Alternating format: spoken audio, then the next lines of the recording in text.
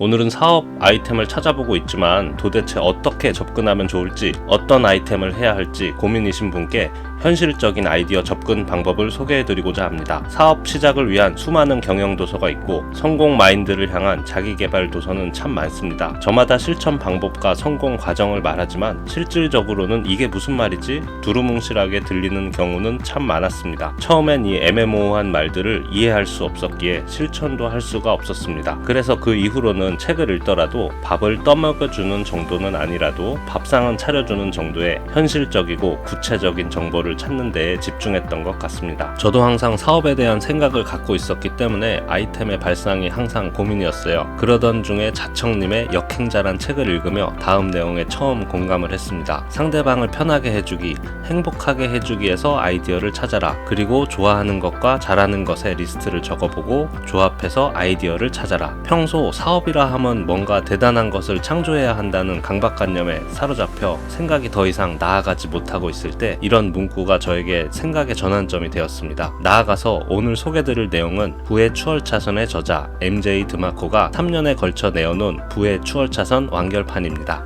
You're not being market focused.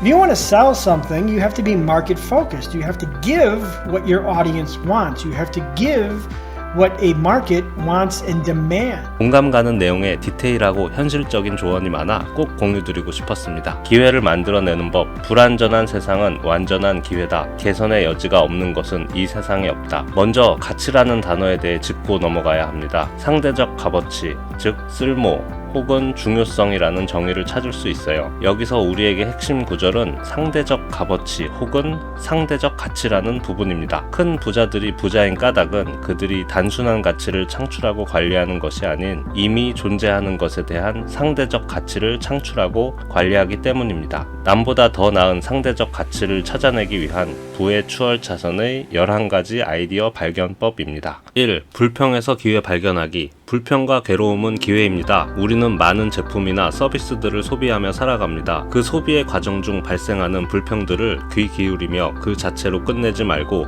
왜 불평이 생겼을까? 어떻게 하면 개선시킬 수 있을까? 생각하고 고민하며 기회를 엿보는 것입니다. 그러면서 뭔가 내가 할 수 있을 것 같은 좋은 아이디어가 생긴다면 이것을 이용해 상대적 가치를 높이는 것입니다. 예를 들면 택배 배송이 너무 오래 걸려 기다리기 힘들다는 소비자들의 의견을 반영해 쿠팡의 로켓 배송 시스템으로 배송 속도의 상대적 가치를 높여 성공했다고 볼 수 있죠. 2. 편의성 증대. 불편한 것은 무엇이든지 기회입니다. 불편은 해결 그 자체가 상품이 될 수도 있고 상품을 둘러싼 과정의 불편을 해소하는 것일 수도 있습니다. 예를 들면 머리 손질을 받기 위해 미용실에 가서 무작정 기다리는 것을 고객들이 힘들어한다는 것을 알고 예약을 받아 덜 기다리고 원하는 시간에 맞춰 머리 손질을 받을 수 있는 예약제 미용실이 생겨난 것들이 있겠죠. 3. 단순화와 용이화. 복잡해서 단순화가 필요한 것은 무엇이든 기회가 될 수 있습니다. 수월한 것은 어려운 것보다 쉽게 팔릴 수밖에 없습니다. 4. 욕구 해소. 사람들이 필요해서 사는 게 아닌 갖고 싶은 욕구를 일으키게 만드는 물건입니다. 대부분은 오라 패션 분야, 사치품에 해당합니다. 요즘같이 개인 SNS를 통해 보여주면서 자기 과시를 하는 시대에 더욱더 기회가 풍성할 수 있고 마케팅으로 소비 욕구를 자극시켜 판매를 유도합니다. 5. 서비스 간극. 허술한 고객 서비스는 기회입니다. 아무도 함부로 취급당하는 것을 좋아하지 않죠. 오히려 귀하게 대접받기를 좋아한다 말할 수 있습니다. 어느 기업이 혹시나 그저 그런 서비스를 제공하고 있다면 그런 분야에 걸어들어가 경쟁하는 겁니다. 완전히 동일하거나 비슷한 상품을 가지고 판매하면서 고객들을 왕처럼 떠받드는 서비스를 부각시킨다면 그곳에서 상대적 가치를 만들 수 있습니다. 6. 지리적 차익거래. 우리 지역에서는 굉장히 쉽게 구할 수 있는 것을 공급이 원활하지 못한 곳에서 리포지셔닝 하는 방법입니다. 물론 지리적 차익거래는 지속 가능성이 약한 편이긴 하지만 이것만 잘 개선시킨다면 상당한 사업적 기회가 될 수도 있습니다. 같은 제품이라 할지라도 언제 어디에서 판매하느냐에 따라 상대적 가치를 상당히 끌어올릴 수 있다는 것을 보여줍니다. 7. 군중 먹거리를 제공하라. 군중을 이용하라. 그러면 당신은 결코 굶어 죽지 않을 것이다. 국적되는 군중은 먹을 것과 살 것과 서비스를 반드시 필요로 합니다. 군중이 원하는 것을 시대의 흐름에 따라 파악해서 트렌드에 따른 기회를 잡아야 하는 것입니다. 예를 들면 과거 웹사이트와 스마트폰, 현재는 유튜브와 소셜미디어 사용자 증가와 같은 트렌드 속에서 아이템을 찾는 것입니다. 8. 가치 차익 거래. 가치 창출을 향한 직접적이고 군더더기 없는 접근법입니다. 헌집을 사서 리모델링 한다거나 웹사이트를 사들여 디자인을 바꿔 수익을 올린다거나 겉은 멀쩡해 보이지만 망가진 기계를 고쳐서 판다거나 하는 것들입니다. 재활용품점, 중고제품점은 손과 두뇌 쓰기를 두려워하지 않는 사람들에게는 기회의 창고가 될 수 있습니다. 9. 용도 변경. 차고를 정리하다가 무더기로 쌓여있는 목재와 버려진 카펫을 발견했습니다. 어떤 사람들에게는 쓰레기로 보이겠지만 이것들로 캣타워를 만들기 시작합니다. 이러한 것처럼 목적 재정립은 기회가 될 수도 있습니다. 버려진 청바지가 유리섬유 대신 단열재로 탈바꿈하기도 하며 폐타이어는 충돌 방지 범퍼로도 쓰입니다. 핵심은 수거하고 재활용하고 용도를 변경하는 것입니다. 10.